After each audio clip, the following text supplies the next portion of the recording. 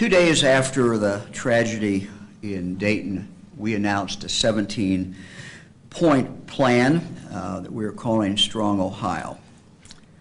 Today, Lieutenant Governor John Houston and I are announcing another piece of this plan.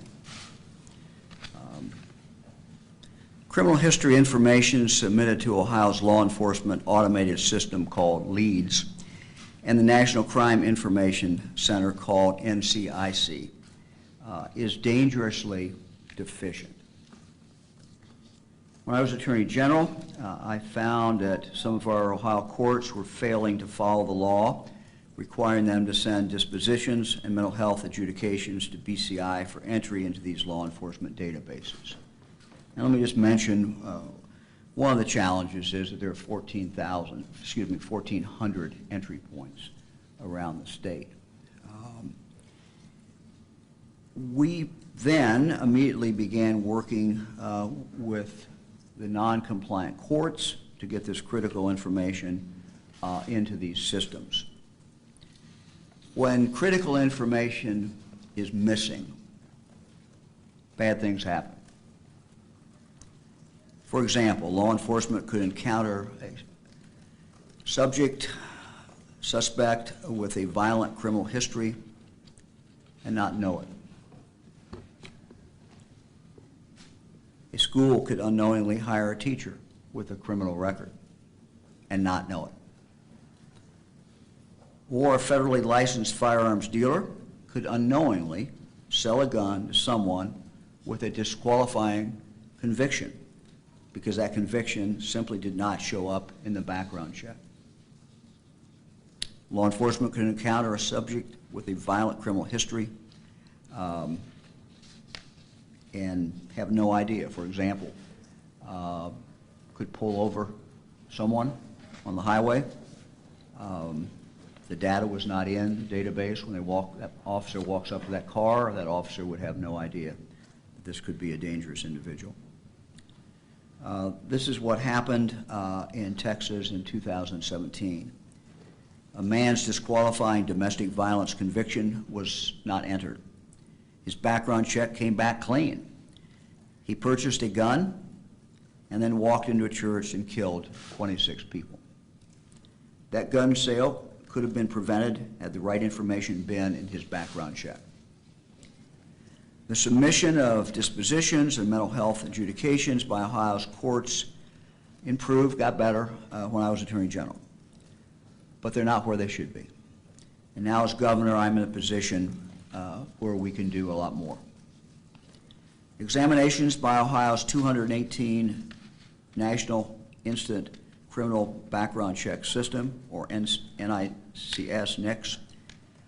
that compliance working group that was put together originally under Governor Kasich, as well as my Ohio Warrant Task Force. Both groups found that there are other serious flaws in the way Ohio shares criminal justice information, and that these must be addressed. Now is the time for us to act, and that's what I intend to do. Today I'm announcing that as part of our forthcoming Strong Ohio legislation that we are recommending to the General Assembly, we will be taking action to enhance the state and federal background check systems.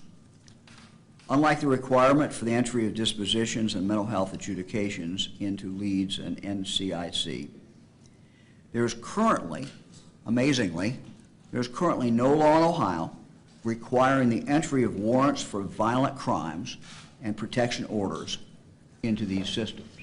Let me say it again. There's no law in Ohio requiring the entry of warrants for violent crimes and nor for protection orders into this system. This makes absolutely no sense. This again puts our law enforcement officers at risk each day.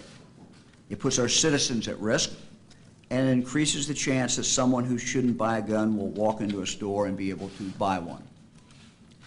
The state and federal background systems are only as good as the information that is put into them. Our Strong Ohio bill will include language requiring that courts enter final protection orders for stalking, domestic violence, and sexual assault into leads and NCIC within 48 hours of issuance. I think the average citizen in Ohio today would assume that that already is required under Ohio law. Tragically, it is not. It is time for us to change that. Also, the legislation that we are proposing to the General Assembly will also mandate that law enforcement enter warrants for serious violent crimes. And here is a list of the ones that will be required to be entered.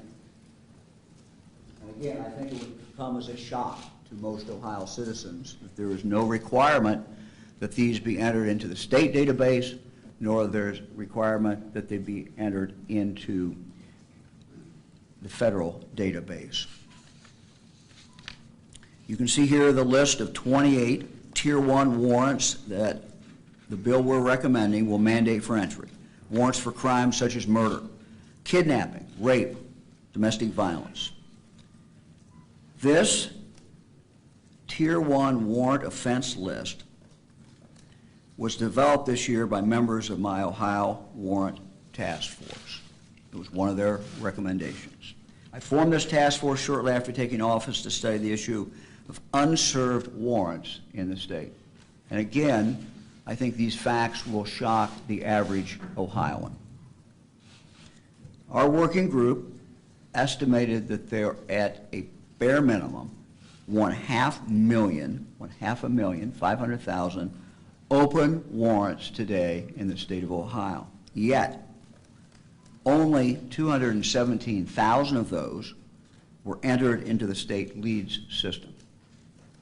And of those, only 18,117 were entered into the federal system. What will happen, what can happen is obvious. For this large number of these individuals, if someone is outside their county, law enforcement will have no idea when they run them that there's an outstanding warrant for their arrest. And if someone leaves the state of Ohio, only a small portion of this 500,000 will show up in any kind of search that is done by law enforcement. Only a little over 18,000 of them. Means that law enforcement officer from one jurisdiction could pull over a wanted violent offender from another jurisdiction and have no idea that they were dangerous or that there was an outstanding warrant for their arrest. This is clearly a safety issue for law enforcement, and it's a safety issue for the public. NCIC is also one of the tools that the FBI uses when conducting point-of-sale background checks for federally licensed firearm dealers through NICS. I think this shows why, another reason why it's so important that this information be entered into both the federal and to the state systems. As identified by the 2018 NICS working group appointed by Governor Kasich, warrant and protection orders must be entered into the state and national systems to improve the completeness of NICS. Otherwise, the NICS background checks of those prohibited from purchasing a firearm will come back clean. They will be inaccurate. Responsible gun shop owners do not want to sell a gun to someone who should not have one. So when a dealer calls NICS for a background check, they depend on that information, and the public depends on that information to be accurate and complete. And when it is not, the system is failing these business owners and certainly is failing the public as well. We must act now to fix this problem. Mandating the entry of these warrants and mandating the protection orders, they must be reported into leads and NCIC, will certainly make more work for law enforcement and for the courts. But let me be clear, many agencies are already doing this on their own, though many are not. Today, the process to enter this information takes time and is cumbersome. The cost of implementation is often paid by the local governments. In fact, it usually is. Both working groups that I have referenced also recommend a statewide system to make this process easier and more uniformly to be adopted. We have an obligation to make this easy, simple for local government, local officials to do. We have an obligation for the state to pay for this. The time to act is now. We must work to make this system work better. I've asked Lieutenant Governor Houston, who is the Director of Innovate Ohio, to begin work on creating a technological solution. He and Innovate Ohio will develop a program to make it easier and less time-consuming to get warrant and protection order information where it needs to go. This system needs to be free for local agencies. It needs to be paid for by the state. And I want it to be available statewide for every law enforcement agency and court in the state. It needs to be simple, needs to be free, needs to be easy, and needs to be mandatory. Now let me let the Lieutenant Governor tell you more about how we are going to do this. John?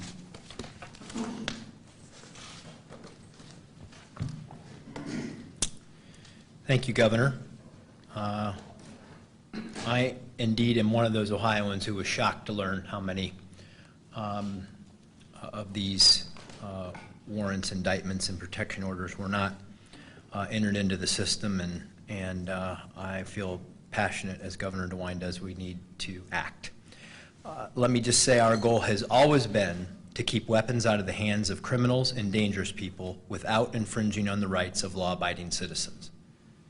But as Governor DeWine accurately outlined, the current background system that is supposed to prevent people who've committed violent crimes from purchasing guns often doesn't work, and today we're announcing how we're going to fix that.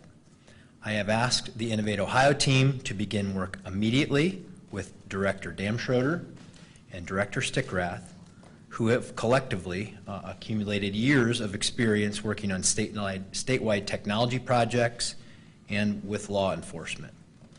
The operating principles will be clear. The system needs to be simple, free, and mandatory. Presently, this is mostly a paper process where warrants, indictments, protection orders are handwritten, and as Director Stickrath has described it, they're often put into a pile, not a file, and many of these are never electronically entered into the system, the lead system. And as a result, those records are not in the background check system for firearm purchases. Right now, this is largely locally driven with little state involvement, and it's up to the approximately 1,400 different local entities to enter into these records into the lead system, which will ultimately connect to that federal NICS system. It is our desire to create a single digital entry point that eliminates the paper system and requires an all-digital entry for warrants, indictments, and protection orders so that it will automatically connect to the lead system and NICS. As the Governor mentioned, this will not only be of value to the people who sell the guns, but will also assist local law enforcement and the courts in their daily duties. I have experience with these types of conversions, converting a paper process to a digital one. During my time as Secretary of State, we worked with the BMV and all the 88 county boards of elections to share data, to create digital voter registration system, to update voter registration records automatically, as well as taking nearly 100 different paper business filing processes and converting them into a digital registration system. I realize, however, that the magnitude of this task is much bigger because we're dealing with more than just 88 counties. We're dealing with 1,400 entities across the state who are not accustomed to working through a single system. It will be more than a technology project. It will require training and cooperation across the state. When I took on the task at Innovate Ohio, we conceived of improving customer service, saving time and money. This project will do both, but it will also save lives. It was important, as the Governor mentioned, you have this list of crimes And you saw and you heard him outline the incredible number of these that are not getting entered into the system.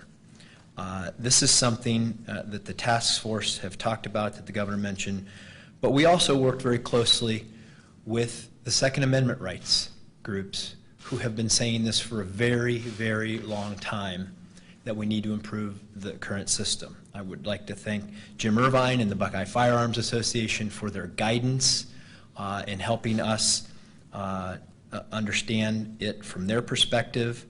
Eric Delbert, I know who will speak in a little bit, and Wendy Monroe, who's back here.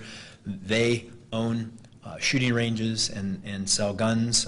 They've told me, I immediately got on the phone, I talked with them, they were telling me all the problems that they have with the current system and how it really needs to be fixed. But it's going to take all of us working together to get this right, but the consequences are incredibly important that we do so. And this is an important step this is an important foundation for anything that we do beyond this. This has to get done right for anything else that you might want to do to protect the rights of law-abiding citizens while making sure that criminals and dangerous people don't have access to firearms. And I appreciate the great work that the team has done in helping to put this together, and we will begin immediately, the Innovate Ohio team will begin immediately working on the technology side of this process as we await legislative action on the remainder of it. Thank you, Governor. Thanks, John. Let me introduce now Sheriff Michael Simpson of Preble County, followed by Chief Brandon Stanley of Bellefontaine. Both were part of our warrant task force, and both of them understand the importance of including warrant and protection order information in both leads and in NCIC. Sheriff? Thank you. Thanks. Just a couple quick follow-up comments on what the governor has already stated. Getting information entered to leads and NCIC is vital to an effective system. This includes arrest information that is attached to fingerprint submissions on an initial arrest, fingerprint submissions, and offense information where a defendant is merely summoned to appear in a court and no initial arrest is made, and that happens a lot across the state. Criminal indictments is also an issue where someone maybe has not been initially arrested on the front end of that. The entering of civil protection orders and temporary protection orders is key. And then follow up by the courts on final disposition from these cases as we get through the system, whether someone has been found guilty, things of that nature. All of that has to be in that system. It's all wheels or spokes in this wheel. And warrant entries, as the governor indicated, into the NCIC system for our most serious offenders and violent crimes that you see over here. As we move forward in the process, we certainly need to evaluate the technology that is available to us to streamline the process and to improve data collection where we can. Law enforcement, the courts, and our mental health partners must do all that we can do to ensure that accurate data is entered into this system in a timely manner. The data is the backbone of the NICS checks that are completed every day. And good data promotes an effective system, and an effective system can save lives. And from the local government standpoint, as I am, I agree with the governor that the state of Ohio needs to step up and find funding to get this system in place. It'll be vital that any solution includes funding to develop, implement, and more importantly, maintain the system as we move forward. So on behalf of Ohio's 88 sheriffs, we certainly look forward to working with the governor in making this system more efficient and more effective. Thanks, Sheriff. Yes, sir. Thank you. Thank you. Yes, sir. Chief? Thanks, Governor. Lieutenant Governor, thank you. On behalf of the Ohio Association of Chiefs of Police, I'm here to make some remarks. I'll keep them brief. Connecting agencies to each other with timely information that would potentially stop someone who cannot legally purchase or possess a firearm will keep our communities safer. The e-warrant system can have real results when information is shared appropriately and when access to that information is more seamless. Ohioans deserve to have a better system in place that creates another layer of accountability. Ohio will hold those committing reckless acts accountable. The e-warrant system is needed to provide agencies of all sizes an additional tool to improve safety in every part of our state. This step forward advances the strong calling for better communication, better practices, and better acknowledgement that we won't accept failures and we will stand up for those who need us the most. By enacting this system, we'll be taking an excellent step in the right direction of avoiding future tragedies. Thank you. Chief, thanks. Thank you, Governor. Thank you very much. Finally, I'm happy to have Eric Delbert with us today. He is the co-owner of LEPD Firearms Range and Training Facilities here in Columbus. Delbert, thank you. Thanks, Governor. Good morning, everyone. When we started LEPD Firearms Range and Training Facility almost 7 years ago, it didn't take long for us to recognize that there were some inefficiencies in the NICS background check system. Matter of fact, we saw it almost immediately. You see, when we submit a transaction into the NICS database, almost 93% of the time, we would receive an instant response, as you would expect, a response of either proceed with the transaction or that transaction was denied. About 7% of the time, though, we would receive a response of delay. And that basically meant that something in that transaction popped up within the NICS system, and the system needed a little more time to determine if that person was legally able to possess a firearm. The problem comes in, though, in that oftentimes, after 3 days that go by, we never hear anything additional from the NICS system. And by law, stores can sell firearms at that point to that individual. Almost 20,000 times nationwide in the last 5 years, a firearm was sold to an individual, and at some point in time, a week later, a month later, or some point even further down the road, the system came back to that store and said that should have been a deny. 20,000 times in 5 years, the system allowed an individual to purchase a firearm because there wasn't enough information in the NICS database to make that a denial at the time. And they couldn't come to that conclusion in the 3 days. A few years ago in our store, we had an individual come in to purchase a firearm like they do every day, and we submitted the data to NICS, and it came back delay. Very common. Later on in that day, as we were awaiting a response from the system, the wife of that individual came in to us to alert us to the fact that this individual was actually prohibited from owning a firearm due to a civil protection order. She had the papers with her and gave it to our associates. Later that day, the NICS system returned a proceed for that individual. If she hadn't come into our store and to other stores probably around town, we would have sold that firearm to that individual who was a prohibited user at that time.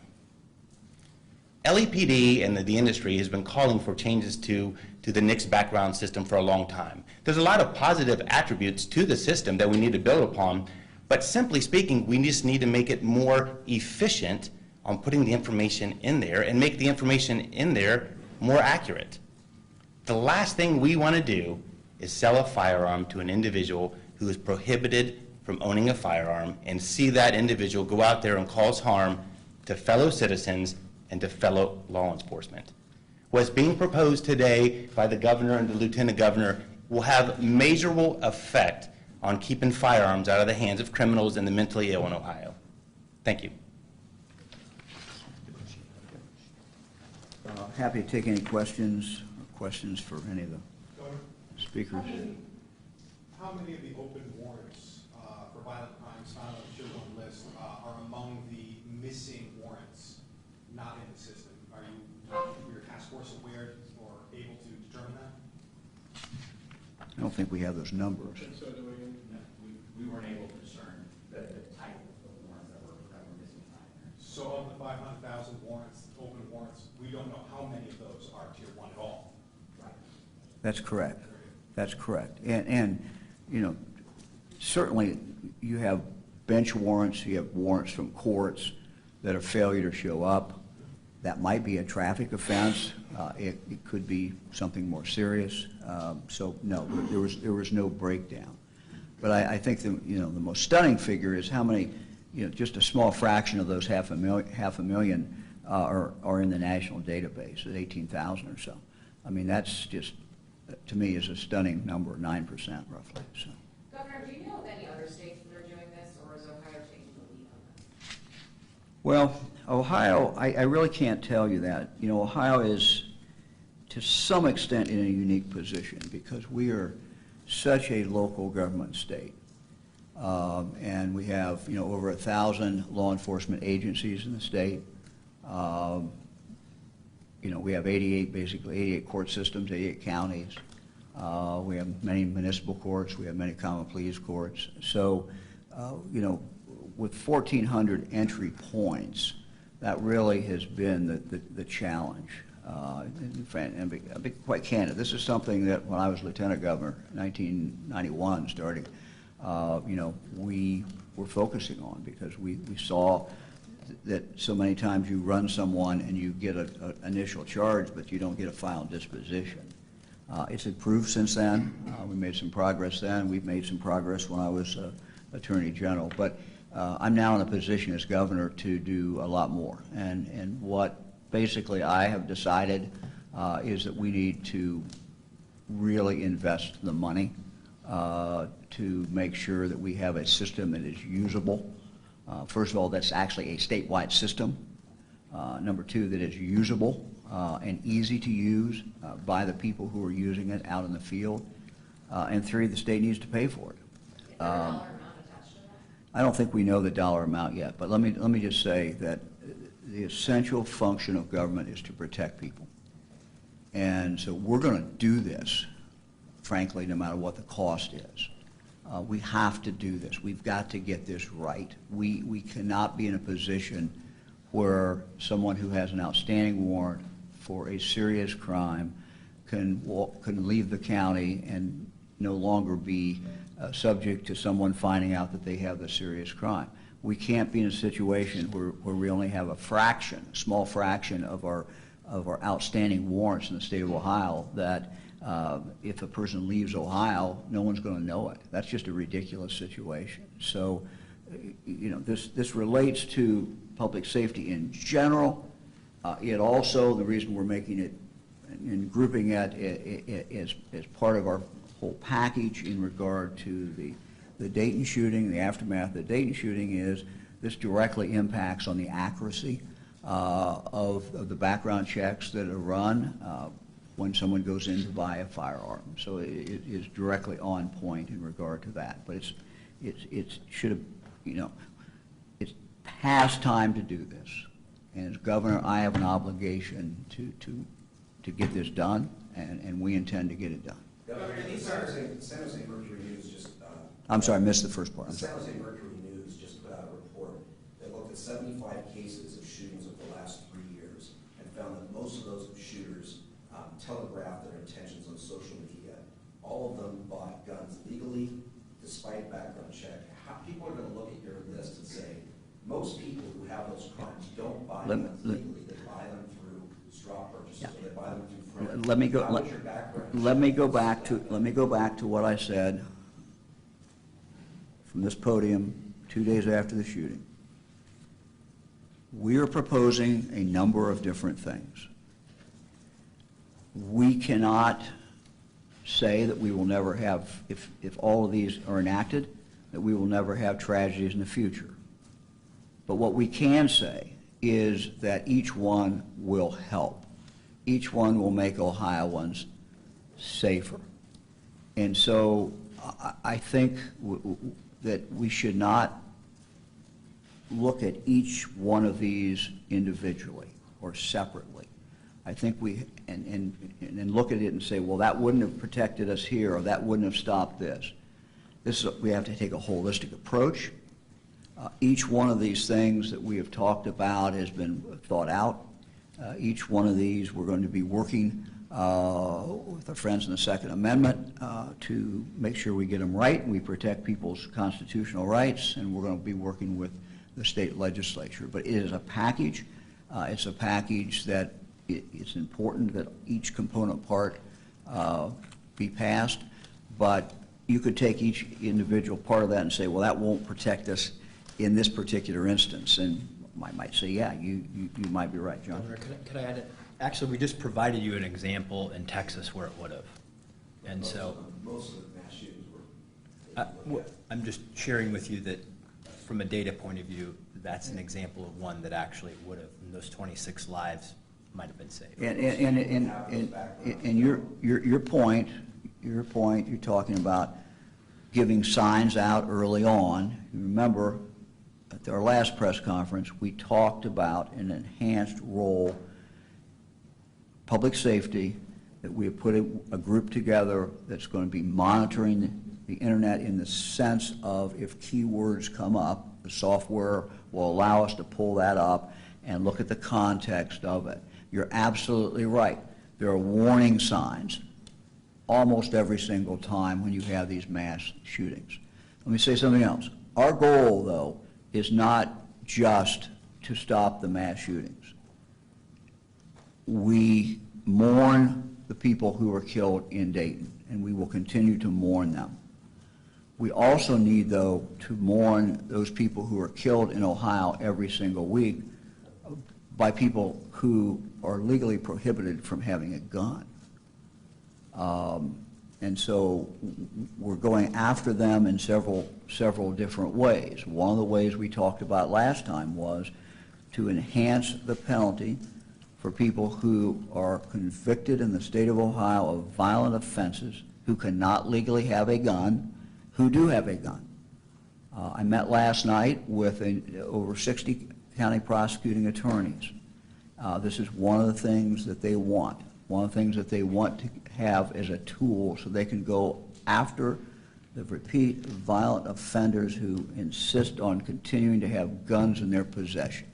So all of this is a package. All of this is cumulative. We have to do all of these things if we're going to protect the people of the state of Ohio. Governor, what do you think of the Giamatti. side of this? We had yet another incident in Dayton this week where a person who apparently had mental health problems stole a police cruiser and sped away, then got into a crash in downtown Dayton, killed two 6-year-old children.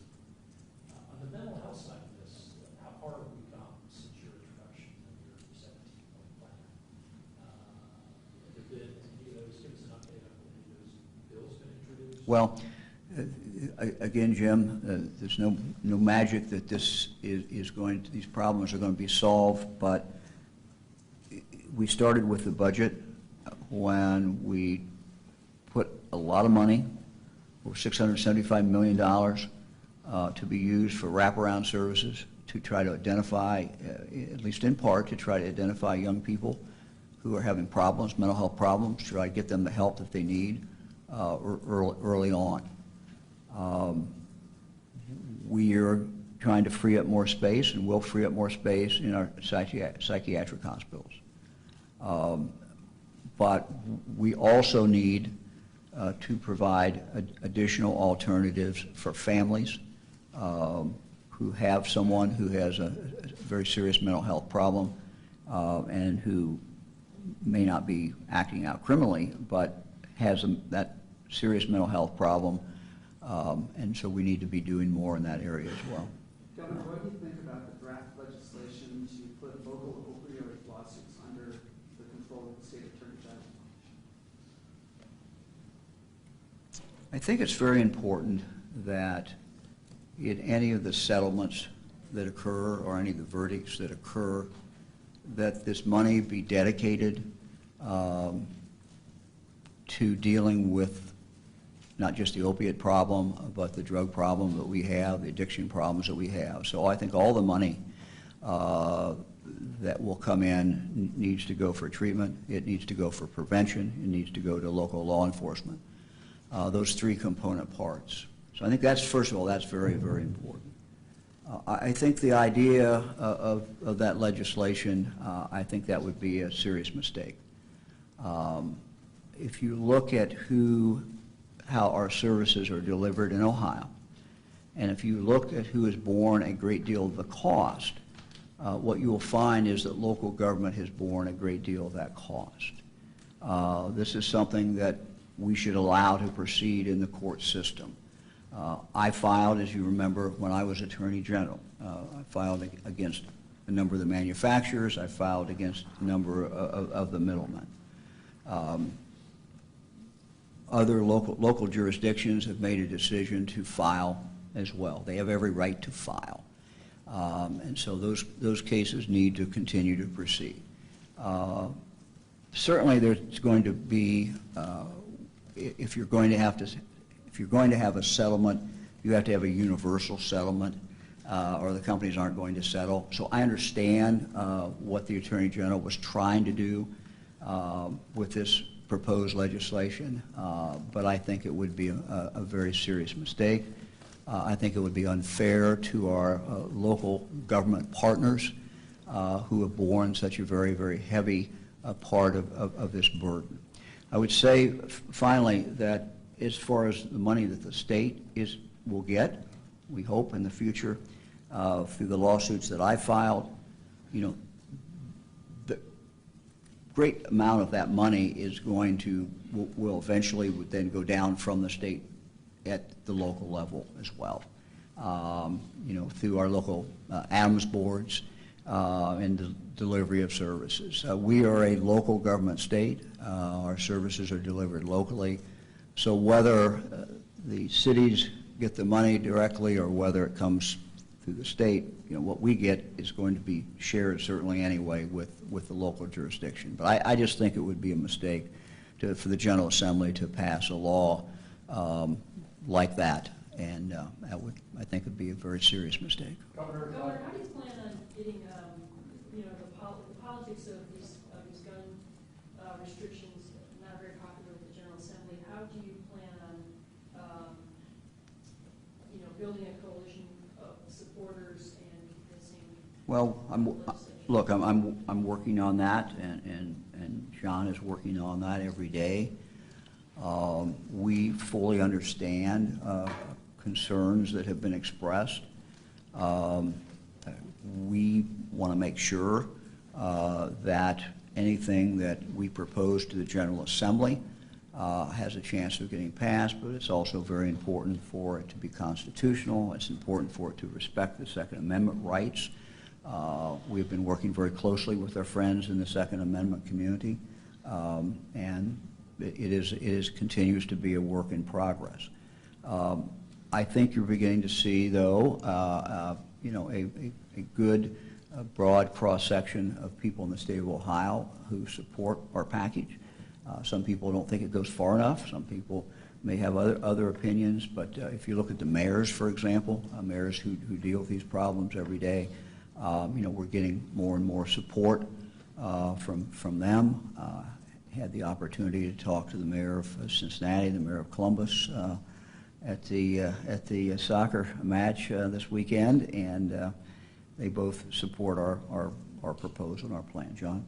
Can I add that that's why what we're doing today, I believe, is incredibly important because, I'm in regular conversations with leaders from the NRA and from Buckeye Firearms and the Ohio Gun Collectors Association, and one of the common refrains from all of them is fix our existing system. We have a lot of laws in the books that we're not properly implementing, and it's very important to building that coalition that you can prove to people that you actually are doing a good job with the laws that are currently on the books.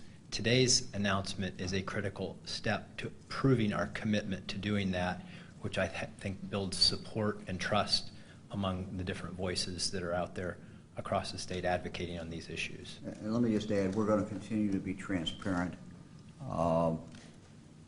What we're doing is what we're doing, and what we say we're doing is what we're going to do. And as we work on language, we know what our objective is. We're sharing that with folks to give them a chance to take a look at this. So look, this is a process. We understand the history. We understand that what we refer to as personal protection orders that did not go anywhere last time. But our point is that this is different. It is different for what we are proposing. We are dedicated to making sure the constitutional rights are protected. We are dedicated to making sure the Second Amendment is protected, and there is due process at absolutely every stage in regard to the personal protection orders. Who else? Is there a timetable on when you plan to make these, actually formally introduce these proposals? Well, it's a work in progress. I don't know that I want to put a time limit on it. You know, we're working on this every single day, and work in progress. I'm not going to put a time on it. As someone who sells guns, I'm wondering, when you get that delay from NICS or FBI, ATF, whatever, how much of that is your sixth sense that you size up someone and say, I'm not going to sell them a gun, versus I got a delay, now I have to sell you the gun by law? How much of that do you rely on, and what needs to be done to change it? I think in our business, there's always that sixth sense. We are not mandated that we have to sell the firearm. It's much like the bartender. You don't have to serve that drink. And our employees know that if you don't feel right about that transaction, you don't go through with it. So the delay is just simply another tool that alerts us that maybe there's something there. But the problem that we see, and I'm sure you see it as well, is that there is customers that come into our store every day, good customers. They're doctors, lawyers, FBI agents, who get delayed every time, and they know at the end of 3 days, we're not going to hear anything back, and they're going to come in and get their firearm. It happens too often to people that are good people that happen to be in a database somewhere, and they can't get out of it. I'm sure you see that as well. Well, and Mr. Delbert and I are among the responsible gun store owners that the governor referred to. So we go out of our way to follow, of course, all laws. We would go above and beyond that if we, you know, when we can, if there's any need to do that. But we just want to make sure that the data is good data.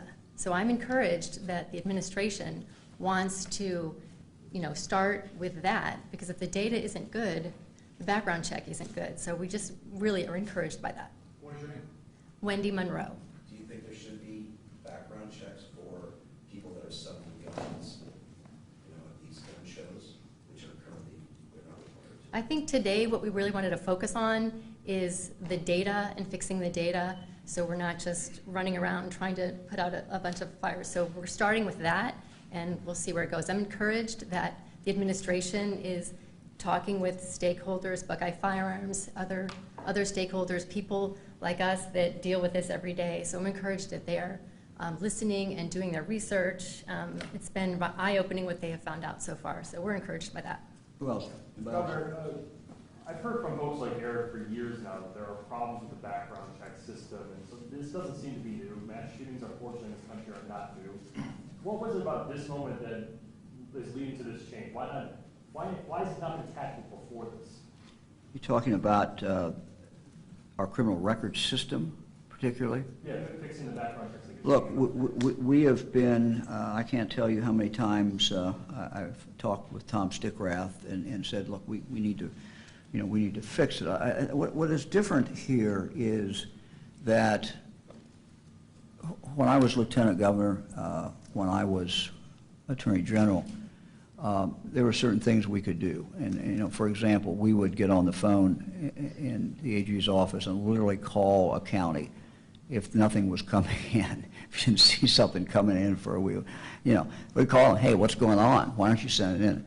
But if you really, you know, if we really want to do this, we've just got to do it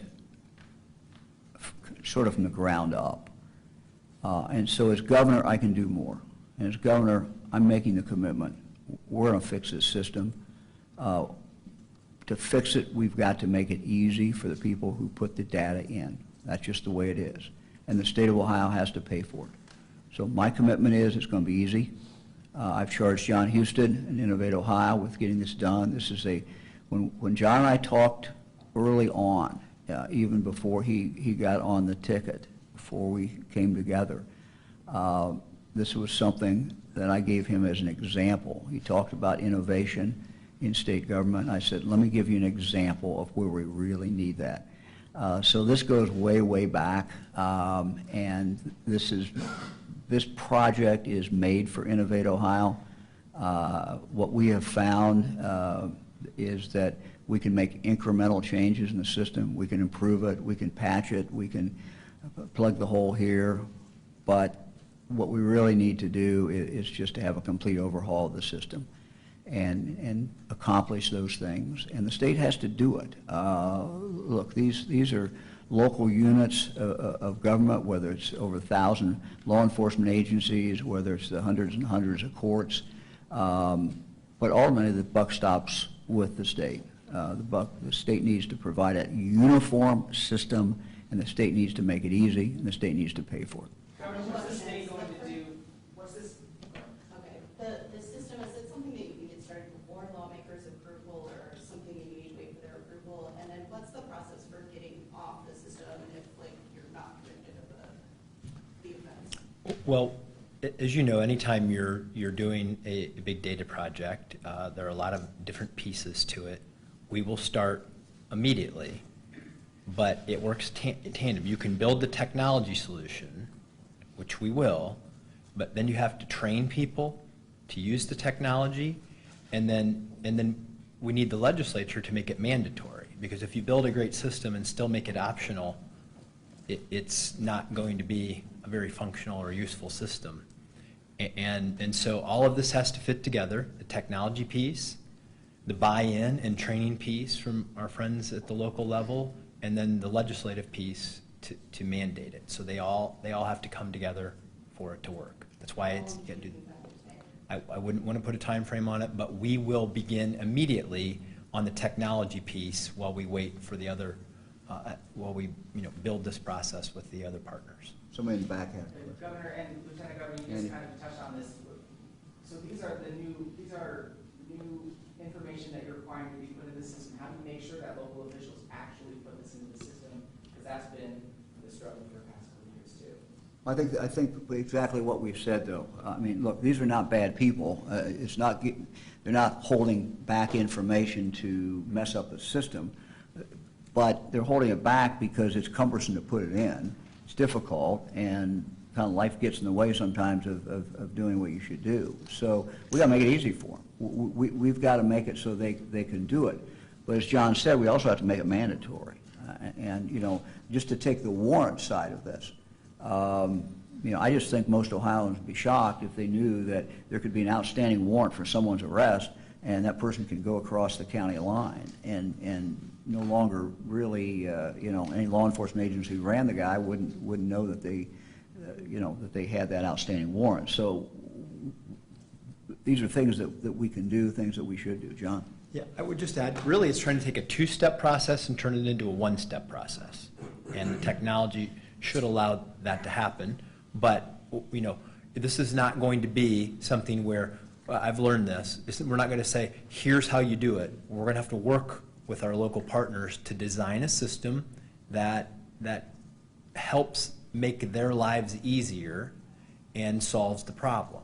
And so it'll be integrating those two processes, working with our friends in the courts. We already talked with, by the way, I should have commended Chief Justice Maureen O'Connor for sitting down with us and receiving her encouragement to do this, to work with the court system. We've talked with the sheriffs and the police chiefs, so it's going to be all of us working together to design the system to make it easier for people to do it. But I think basically the simplicity of it is you take a two-step process, turn it into one, and make it more efficient for everyone. And as John said, we're very grateful for the chief's involvement in this. John met with the chief not too long ago. I met with the chief a few months ago.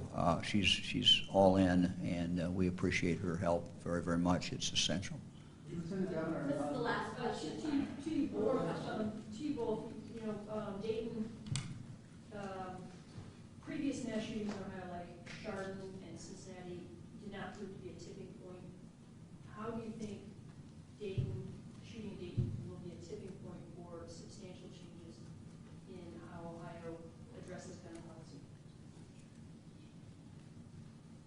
Why now? Why now? For me, I'm governor today. I have an obligation to do this. This is something I want to do. We're focused on this, and it's the right thing to do. These are all things that, I believe we can do. Look, you run for governor because you want to be able to make things happen. You want to be able to change things. I do this in conjunction with working with the state legislature. Just because I want it doesn't mean it's going to happen. But this is an opportunity, I think, for us to do things that should be done. And I'm doing everything I can, and this administration is doing everything it can to make sure that happens.